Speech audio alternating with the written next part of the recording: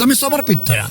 પણ આપણે પહેલાંય ઘણા સમર્પિત હતા, પણ ત્યારે બધા કરતા શું, બસ જ્ઞાતિને જમાડો, જ્ઞાતિનું આમ જમાડ કરો, આમ 12મું કરો, ફલાણું જીવનચર્યા કરો, ફલાણું કરો, પણ પોતાની જ્ઞાતિને જમાડ્યા કરવાનું. જ્ઞાતિ બધું જમણવારમાં જ મોટાભાગનો પૈસો જતો. ત્રીજું તત્વ જે છે એ છે સમાજની પ્રગતિ કરો, સમાજનો વિકાસ કરો, સમાજમાં રિયલ થિંકિંગ લાવો. જે કુરિવાજો હોય, જે રોંગ થિંકિંગ હોય, એ રોંગ થિંકિંગને દૂર કરો અને રિયલ થિંકિંગ લાવો.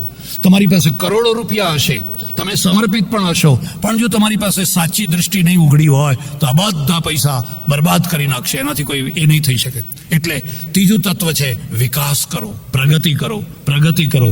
તમારે ઘણીવાર પાટીદારોના કોઈને કોઈ સંમેલનોમાં, બહેનોના વગેરેમાં જવાનું થાય, અને મેં તમને કહ્યું અમે તો વર્ષોથી આમાં જ છું, એટલે મેં ઘણું જોયેલું હોય. એટલે હું પૂછું કે આપણા કોઈ પુરુષ કે કોઈ મરી જાય એટલે એક કૂટવાનો રિવાજ છે, બરાબર ને? આમ છાતી કૂટે ને, સૌરાષ્ટ્રમાં છે કે નહીં? હવે બંધ થઈ ગયો હશે, ઓછો થઈ ગયો હશે. હજુ ઉત્તર ગુજરાતમાં થોડો થોડો છે, કારણ કે મેં નજરે જોયેલું. એક જગ્યાએ સંન્યાસ આશ્રમ અને એની આગળ ચોક, એક ટ્રેક્ટર આવીને ઊભું રહ્યું, અને પછી બધી 40-50 બહેનો ઉતરીને પછી જેમ પેલા યોદ્ધાઓ કેડ બાંધે ને એમ કેડ બાંધી. અરે મેં કહું આ કેડ કેમ બાંધતી હશે?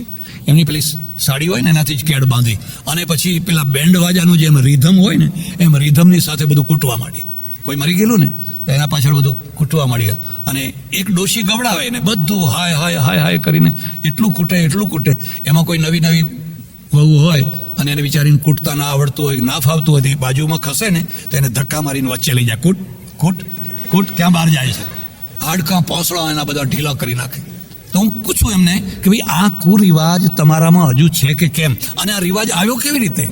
કે મરનારની સદગતિ માટે આવ્યો, કે તમે કૂટો તો એની સદગતિ થાય અને ના કૂટો તો દુર્ગતિ થાય. પછી હાથ ઊંચા કરાવું તો કે અમારા સમાજમાં હજુ કૂટવાનું ચાલુ જ છે, હજુ બંધ થયું?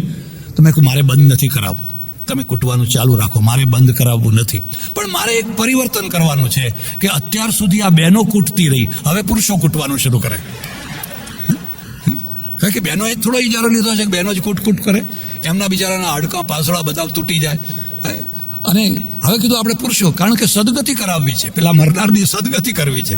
પુરુષો હાથ ઊંચો કરો, કીધું જેને કૂટવું હોય ને. પુરુષો કે ના અમે ના કૂટીએ, તો અમને ના, હવે આ બંધ કરો. સમાજનો અર્થ થાય છે સમાજના કુરિવાજોને દૂર કરવાના. રોંગ થિંકિંગમાંથી એક કુરિવાજો આવ્યા, એ કુરિવાજોને દૂર કરવાના અને સારા રિવાજો પ્રસ્થાપિત કરવાના.